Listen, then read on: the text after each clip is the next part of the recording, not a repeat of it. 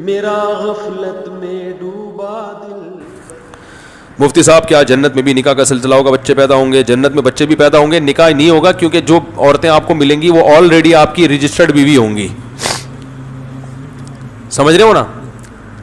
ہاں یہ کہہ سکتے ہیں بھائی نکاح ہوتا تو اچھا تھا, ہم کہیں کوئی سیٹنگ میں پسند آ جائے, تو وہاں سیٹنگ کا سیٹ اپ نہیں ہے. وہ اللہ نے اتنی خوبصورت عورتیں بنائی ہیں, جب آپ کو وہ ملیں گی آپ بولیں گے اللہ قبول ہے, پہلے سے قبول ہے.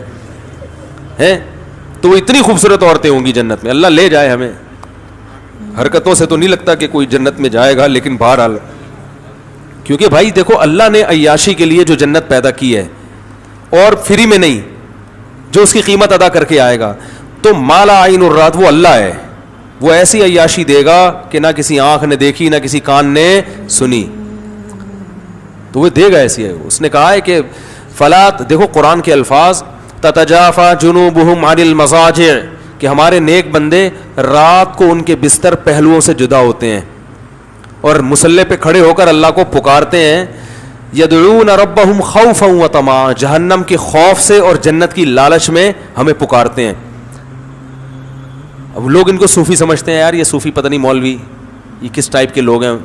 چلو رات کو آدمی بزنس کے لیے اٹھے, کوئی کانٹیکٹ پکڑنا ہے, اس نے کوئی شپ آ رہا ہے یو کے سے, اس کا وہاں رات کو, ہمارے حساب سے جب رات ہوتا ہے وہاں مارکیٹیں کھلی ہوتی ہیں, بزنس کر رہا ہے, سب کچھ ٹھیک ہے, اس کے لیے نیند قربان کرتا ہے آدمی. لیکن یہ رات کو بستر کو چھوڑ دیتے ہیں, گرم بستروں کو, اور نیند قربان کر کے اللہ کے سامنے مصلی پہ کھڑے ہو کے اس کی عبادت کرتے ہیں, کیونکہ تنہائی میں کہتے ہیں یہ زیادہ اچھا موقع ہے اللہ کو راضی کرنے کا. دن میں تو لوگ ہوتے ہیں نا تو دل نہیں لگتا عبادت بھی, یہ بہترین موقع ہے. تو اللہ فرماتے ہیں جو ایسا مجاہدہ کر رہا ہے, فلا تعلم نفس, کسی نفس کو معلوم نہیں ہے, ما اخفی لهم من قرۃ اعین, ان کی آنکھوں کی ٹھنڈک کا کیسا سامان ہم نے چھپا کے رکھا ہوا ہے. چھپانے کا لفظ بڑا مزیدار ہے, کیونکہ چھپاتا نہیں نا تو ساری دنیا رات کو اٹھ کے یہی کر رہی ہوتی, گناہوں کی معافی مانگ رہی ہوتی, اللہ سے جنت مانگ رہی ہوتی. اللہ کہتے ہیں چھپا دیا ہے, اس لیے 5-6 آدمی اٹھے ہوئے ہیں, ٹھیک ہے نا, پوری دنیا میں بہت تھوڑے لوگ ہیں, اور وہ بھی جو دنیا میں بیوقوف سمجھے جاتے ہیں, جن کو ان کی بیوی پریشان کر رہی ہے کہ عجیب قسم کا آدمی سے ابا نے شادی کرا دی ہے بھائی. تو ایسے لوگ, اور بیوی اٹھ کے مصلی پہ ہو تو وہ آدمی کو غصہ آ رہا ہوتا ہے, یہ کیسی بیگم مل گئی ہمیں.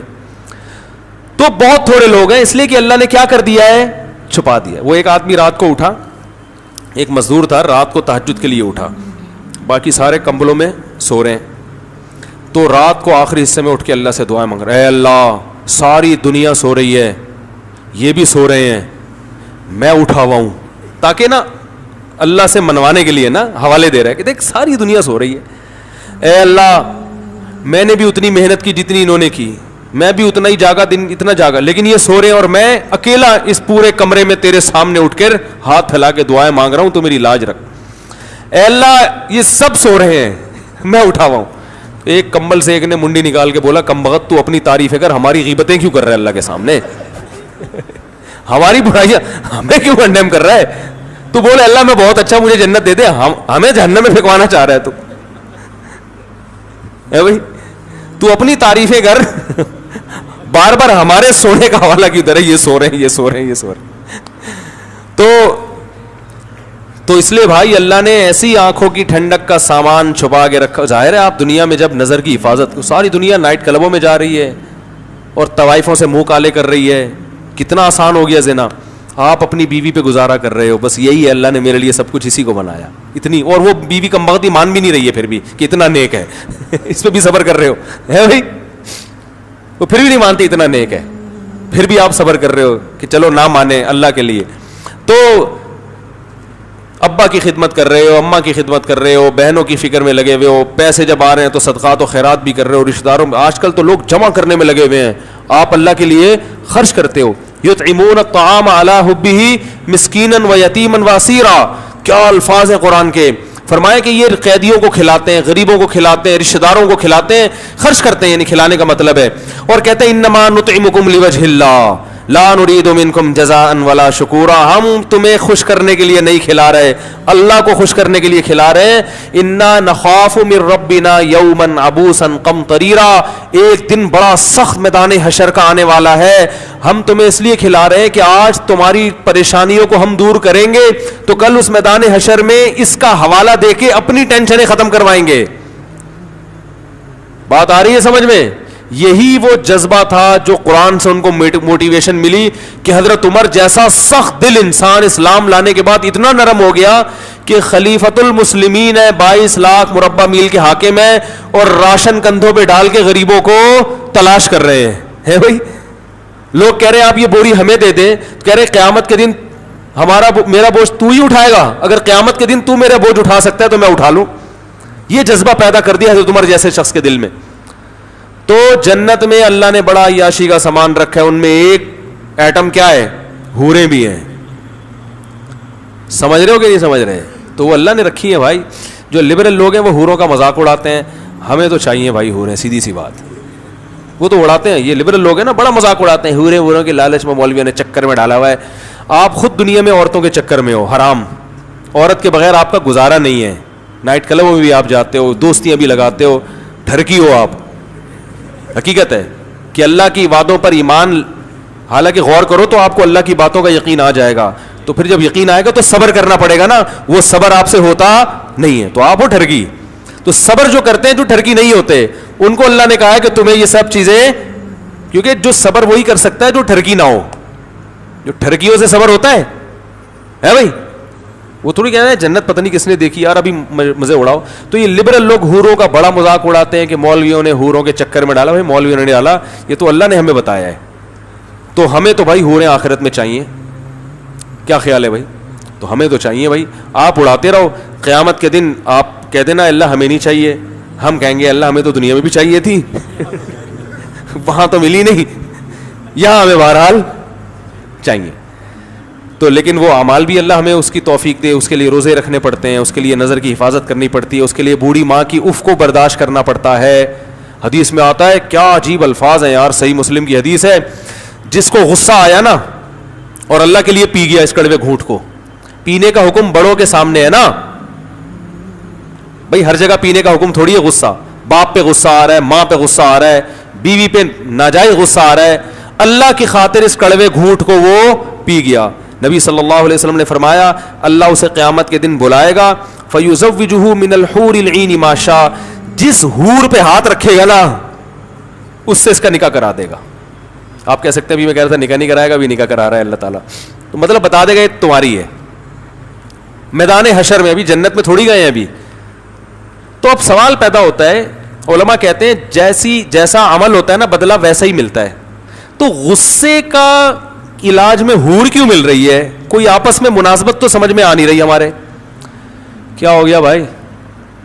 بھائی غصہ پیا ہوتا تو ایک گناہ معاف ہو جاتا, یوں ہو جاتا.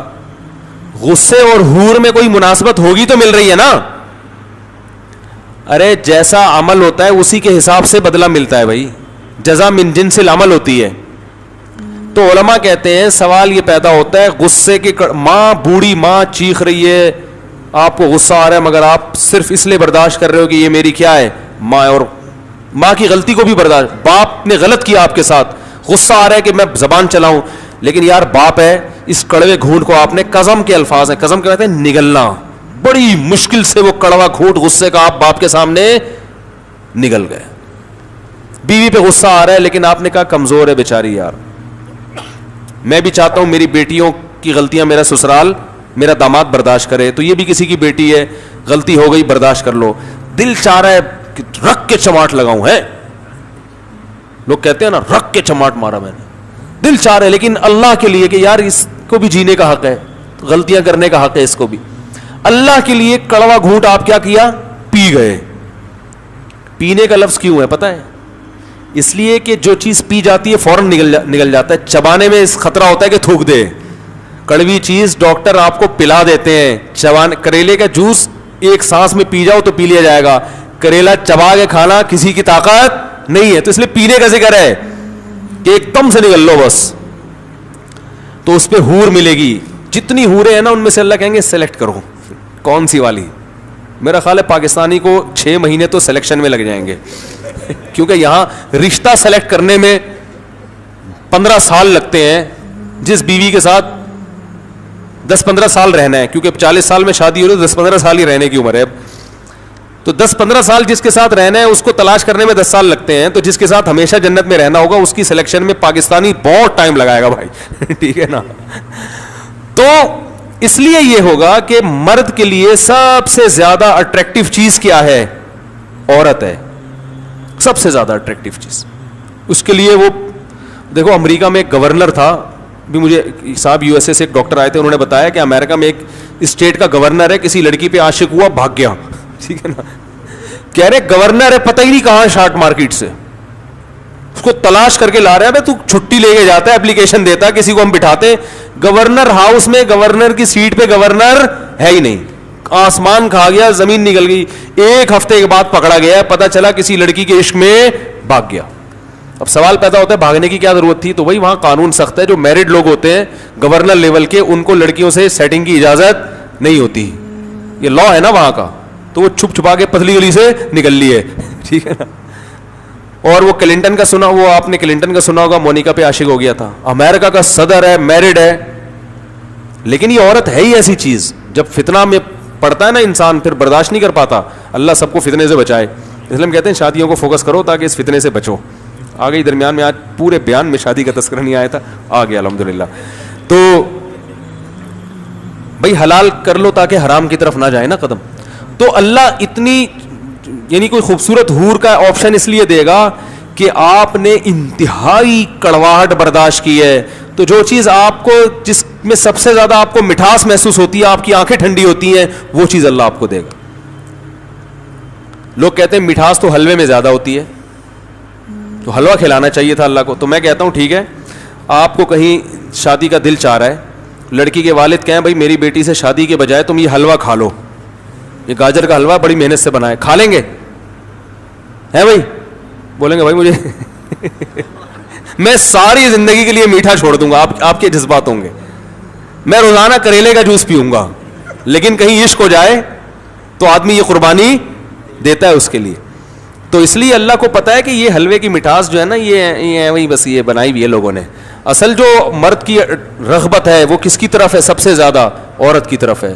تو اللہ کہیں گے ماں کی خاطر کڑوا گھونٹ تو نے پیا, اپنے باپ پہ کبھی زبان نہیں چلائی, کڑوا گھونٹ پیتا رہا, اور کمزور عورت پہ ہاتھ نہیں اٹھایا, کڑوا گھونٹ پیتا رہا. اس گھونٹ کے بدلے میں جتنی دفعہ گھونٹ پیے گا نا, یہ ایک حور کا مہر ہے.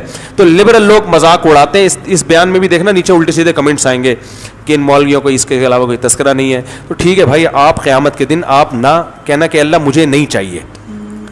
ان تسخروا منا فإنا نسخر منکم. نوح علیہ السلام جب کشتی بنا رہے تھے نا, تو لوگوں نے مذاق اڑایا کہ نہ کوئی سیلاب کا خطرہ ہے, نہ کوئی پیشگوئی ہے محکمہ موسمیات کی طرف سے, نہ کوئی سمندر ہے جو امڑ کے آنے والا ہے. مذاق اڑا رہے تھے. نوح علیہ السلام نے کہا تم اڑاؤ مذاق, ان قریب ہم تمہارا مذاق اڑائیں گے. تو بھائی جس کو حور چاہیے, اور سب کو چاہیے, میں سمجھتا ہوں جو بھی مرد ہے اس کو حور چاہیے, تو اس کو چاہیے کہ حور کا مہر ادا کرے. وہ مہر کیا ہے؟ ابا کے سامنے غصے کو جاری نہ کرے, اماں کے سامنے غصے کو جاری نہ کرے, بیوی کے سامنے غصے کو جاری, بولو نا بھائی. میرا غفلت میں ڈوب